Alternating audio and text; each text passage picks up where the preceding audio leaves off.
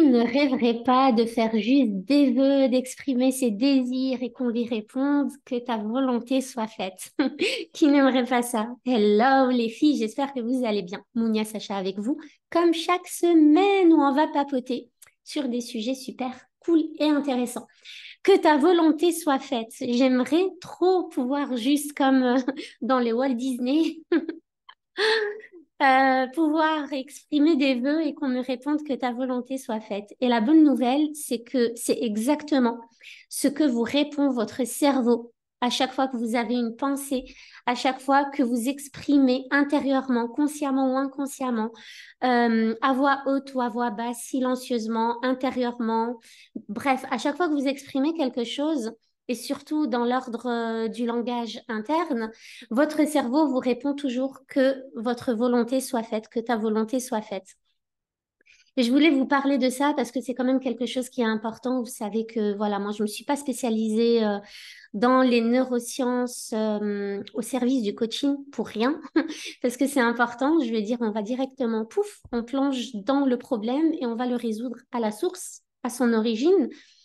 Et la semaine dernière, je vous avais fait une vidéo par rapport au changement et par rapport au fait que malgré qu'on veuille changer, qu'on désire changer, qu'on exprime notre volonté de changer, eh ben, on ne change toujours pas. Pourquoi, malgré qu'on veuille changer, qu'on ait l'impression de faire tous les efforts possibles pour changer, qu'est-ce qui fait qu'on ne change pas? Et je vous avais parlé de votre cerveau qui contient des patterns d'autosabotage et des espèces de freins inconscients qui empêchent le changement malgré votre volonté consciente.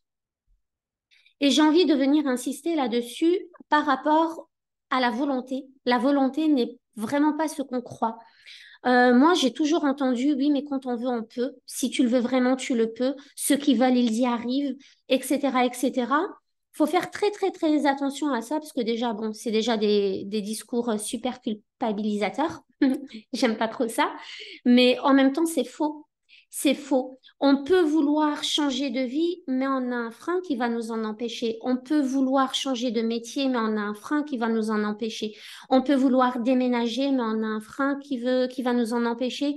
On peut passer de la ville à la campagne et vraiment désirer s'éloigner de la ville, mais il y a un frein qui va nous en empêcher. On peut vouloir dire stop à une relation, mais il y a un frein qui va nous en empêcher.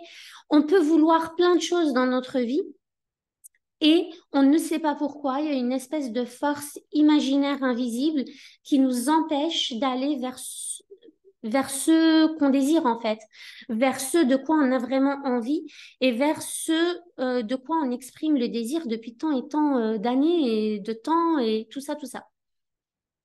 Qu'est-ce qui fait ça?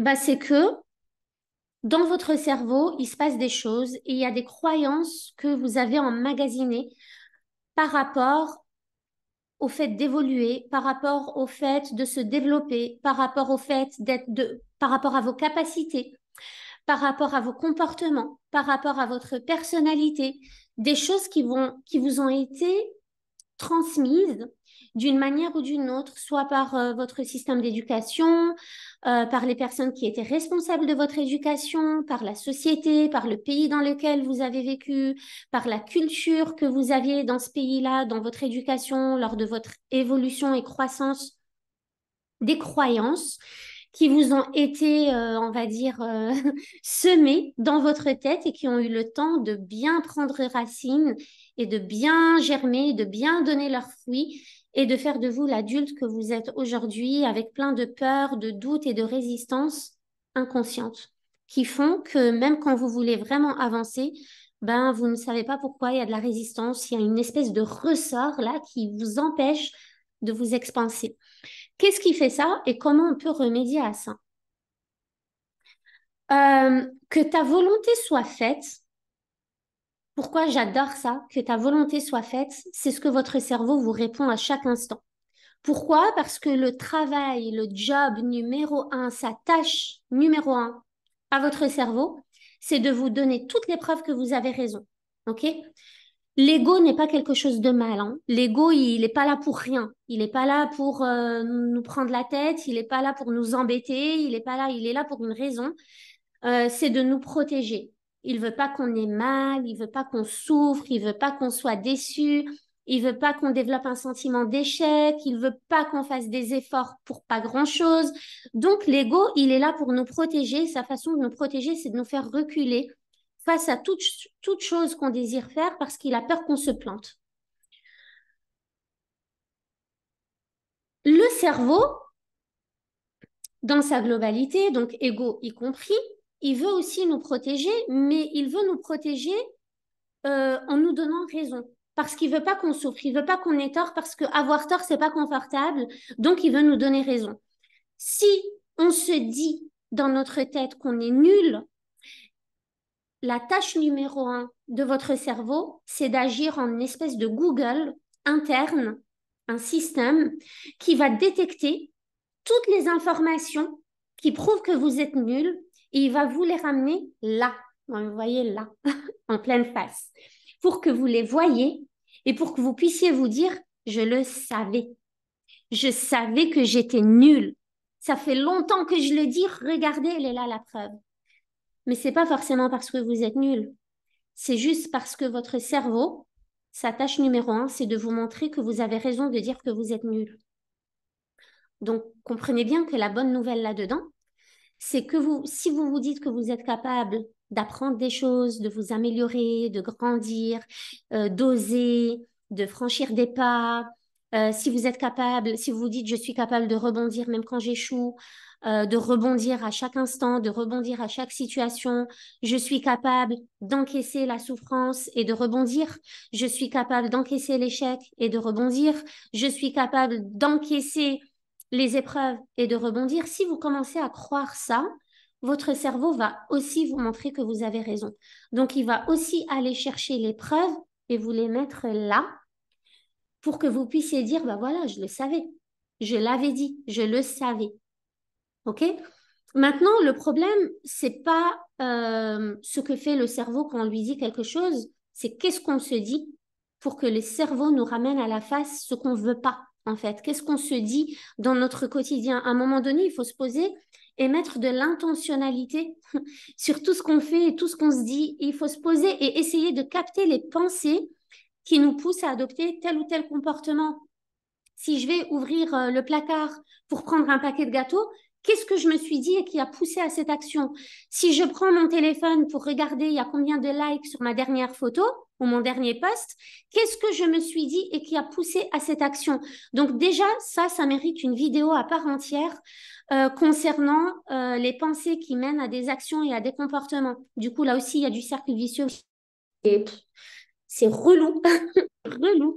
Mais c'est important de mettre de l'intentionnalité, déjà avoir une intention avant de faire quelque chose, mais en même temps de se dire c'est quoi la pensée qui m'a poussé à ce comportement. Le cerveau, il va vous ramener à la conscience ce qui est important pour vous. Tout ce qui est important pour vous. Lui, il ne dit pas c'est important pour elle parce que c'est un bien pour elle. Lui, il se dit comme elle ne pense qu'à ça, c'est que c'est important pour elle. Ça veut dire que si vous êtes tout le temps en train de penser au fait que vous êtes nul en prise de parole en public, au fait qu'à chaque fois vous êtes en panique, au fait que vous avez peur que tout le monde vous regarde, au fait que vous avez peur d'avoir une audience avec 10 personnes, 20 personnes, 30 personnes, au fait que vous avez peur euh, d'avoir des blancs, d'oublier vos mots, de ne pas réussir à répondre, d'avoir la gorge sèche, la langue sèche, la bouche sèche, etc., etc., vous vivez des émotions en ayant ces peurs-là. Vous vivez l'émotion de la peur intense. Le cerveau va capter l'information à travers ce ressenti-là et cette émotion. Il va se dire, ça, c'est important pour elle. Donc, je vais lui montrer tout ce qui lui prouve qu'elle a raison d'avoir ces peurs-là. Donc, à la prochaine fois où vous allez avoir à prendre la parole en public, vous allez vivre des dégueulasseries et vous allez vous dire, je le savais, je suis nulle en prise de parole en public. Et ça, c'est un gros, gros piège. C'est un danger même. C'est un gros piège parce que vous êtes dans la conclusion hâtive.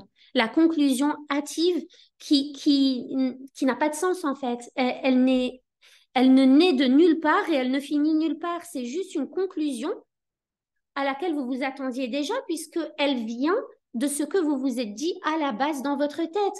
Vous vous êtes dit que vous étiez nul en prise de parole en public, donc vous avez eu tout ce qui vous confirme que vous êtes nul en prise de parole en public et vous concluez que vous êtes nul en prise de parole en public. Vous ne pouvez pas agir sur la conclusion et vous ne pouvez pas agir sur ce que fait votre cerveau. Donc, agissez sur votre pensée de départ. Et c'est ça que je voulais vous dire même par rapport au changement. Est-ce que vous croyez vraiment en le changement et est-ce que vous croyez vraiment que vous êtes capable de changer ou de mettre des petites choses en place pour commencer à changer? Si vous n'y croyez pas, votre cerveau va capter toutes les informations qui vont vous prouver que vous avez raison de penser que vous n'êtes pas capable de changer, que vous ne changerez jamais. Et ça, c'était un peu l'objet, le début de l'objet de la vidéo précédente de la semaine dernière. Euh, mais du coup, c'est pas que vous ne changerez jamais, c'est juste que vous croyez que vous ne changerez jamais et du coup, le cerveau vous a dit que ta volonté soit faite. Reste dans ton non-changement parce que c'est ce que tu veux, c'est ce qui est important pour toi. Tu ressasses tout le temps ça.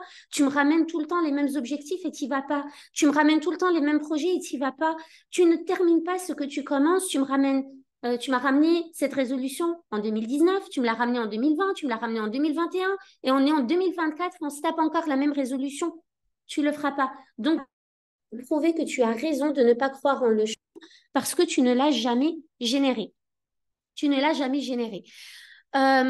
Si vous pensez que vous êtes moche, vous allez avoir l'épreuve que vous êtes moche. Mais à contrario, si vous pensez que vous êtes belle, que vous êtes aimable, que vous êtes mignonne, que vous êtes de plus en plus belle, que vous avez une belle façon de vous habiller, que vous êtes rayonnante, peu importe, vous pouvez penser tout le contraire de vous êtes moche.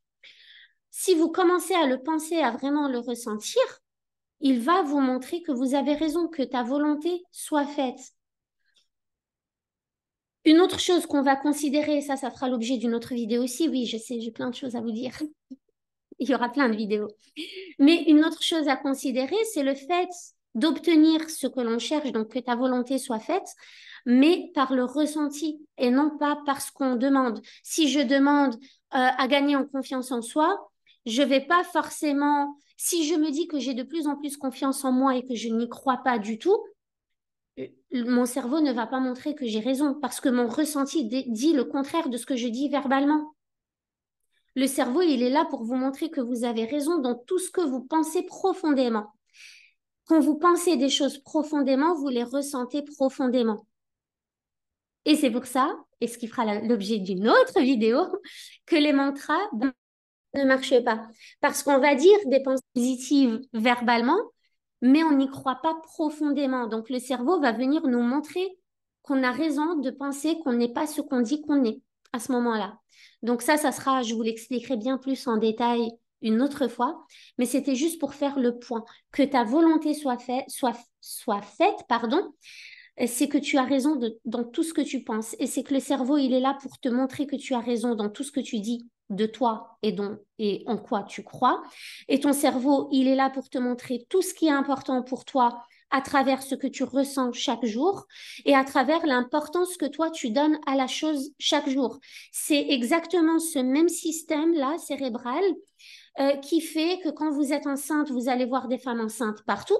C'est pas qu'avant elles n'existaient pas et qu'elles ont toutes décidé de faire un bébé au moment où vous avez décidé d'avoir un bébé. Non, c'est pas ça. C'est qu'elles étaient là, mais vous n'étiez pas focalisé sur ça. Vous ne donniez pas de l'importance à ça.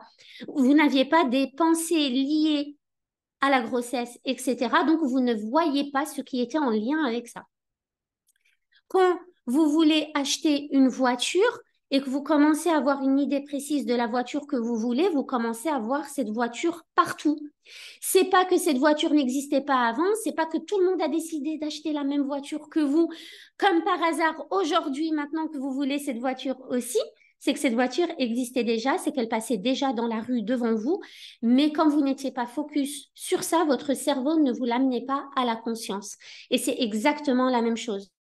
Prenez en pleine face ce qui est important pour vous et ce que vous dites à votre cerveau d'aller chercher pour vous.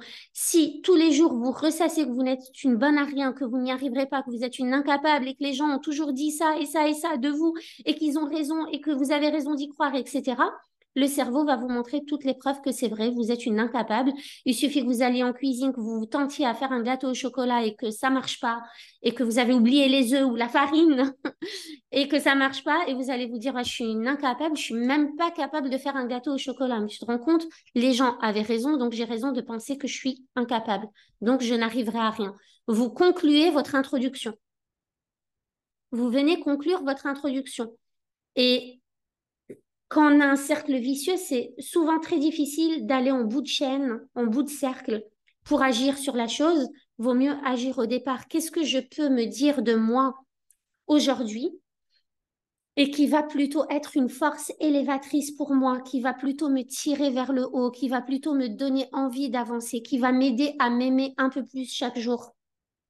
Je suis pas obligée de passer de je suis moche à je suis un canon de la beauté, mais je me trouve de plus en plus belle. J'aime de plus en plus certains traits de mon visage, certains traits de mon regard. J'aime de plus en plus mes mains. J'aime, peu importe ce que vous allez chercher là-dedans, mais quelque chose de léger qui vous permet de faire une transition entre le blanc et le noir ou le noir et le blanc. Vous pouvez pas passer d'un truc à son contraire comme ça, vous n'y croirez pas et vous continuerez d'alimenter le manque et le manque amène le manque. Donc, dites-vous des choses que vous ressentez profondément et comprenez que pour changer, il faut d'abord s'en sentir capable. Dans le changement, n'allez pas chercher la preuve que vous êtes capable. Sentez-vous capable et vous allez générer plein de changements dans votre vie. C'est un peu comme la citation de Mark Twain qui dit: ils ne savaient pas que c'était impossible, alors ils l'ont fait. Vous savez, en toute authenticité et en toute honnêteté surtout, c'est qu'aujourd'hui, je fais pas très attention, je fais quasiment pas attention du tout même à ce qu'on me dit de l'extérieur quand j'ai un projet à mettre en place. Pourquoi? Parce que les personnes vont me transmettre leurs propres peurs. Elles vont me transmettre leurs propres doutes. Si les personnes se sentent incapables de faire ce que moi je souhaite faire dans mon projet ou dans mon objectif, elles vont me transmettre leur peur d'être incapable de le faire. Donc, je vais commencer à m'approprier cette peur en me disant: ah ouais, c'est vrai que c'est pas donné à tout le monde, c'est pas facile, c'est pas simple, c'est vrai, j'ai peur de pas y arriver alors qu'au départ, j'avais pas cette peur. Mais si moi, à la base, tant qu'on me dit pas que c'est impossible, donc je le fais, ben, pour moi, tout est possible du coup. Et j'y crois profondément à ça. C'est-à-dire que tant qu'on me dit pas que c'est pas possible, je le fais. Tant que je sais pas que c'est difficile, je le fais et j'expérimente par moi-même.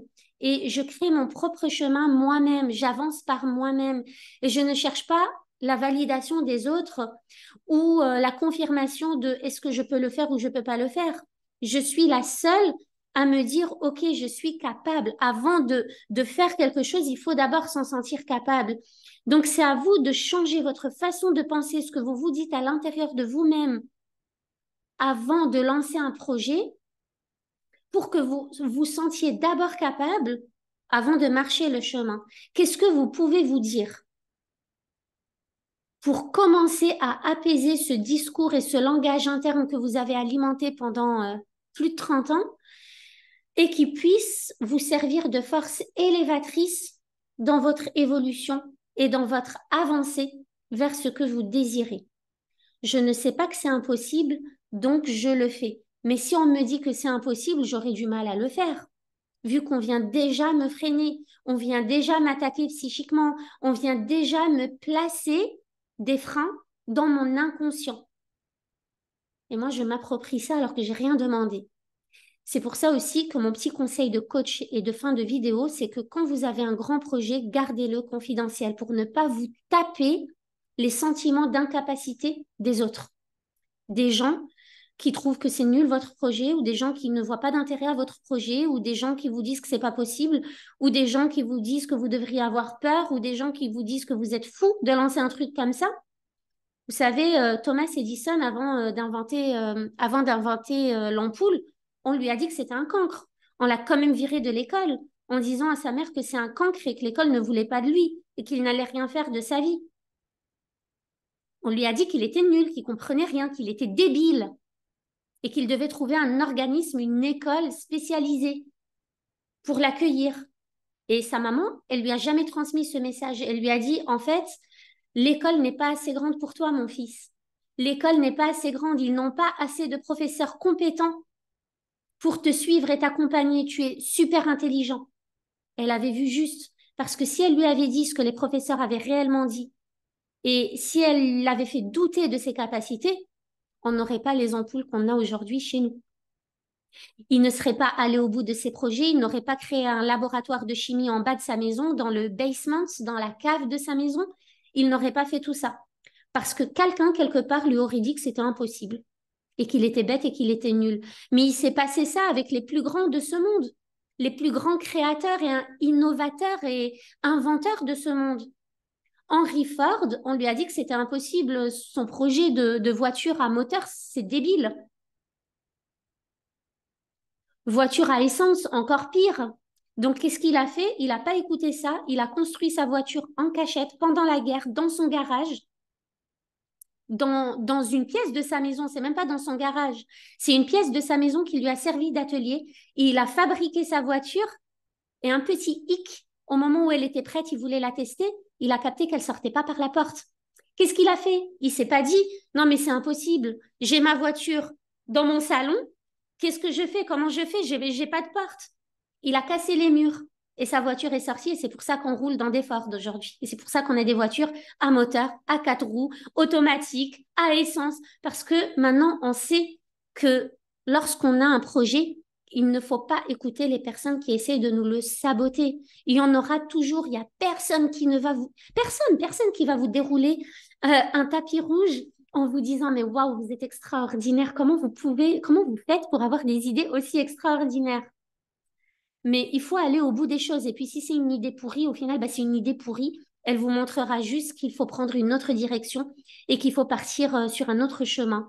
Mais vous ne repartez pas bredouille, vous repartez avec ce que vous avez appris et intégré en essayant de mettre cette idée qui s'avère pourrie en place.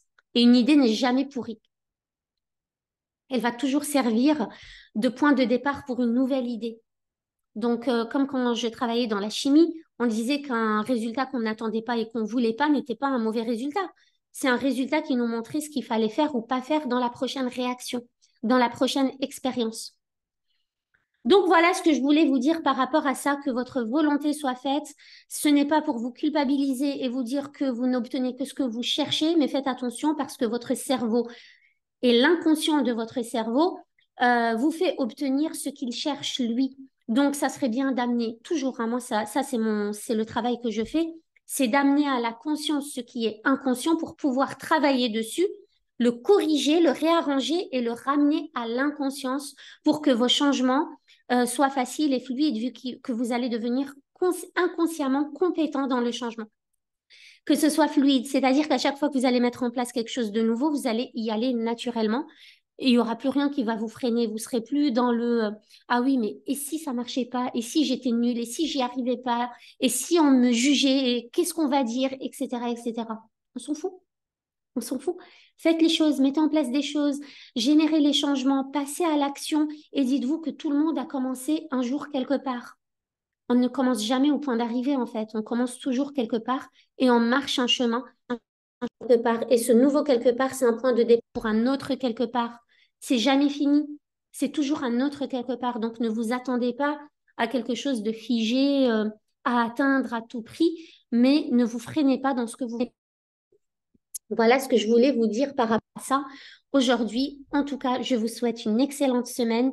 N'hésitez pas à me mettre des commentaires pour me dire comment cela vous parle, comment cela résonne en vous et quels sont les ponts que vous créez, les ponts et les liens que vous faites avec votre propre histoire et avec votre propre réalité. Je vous dis à la semaine prochaine.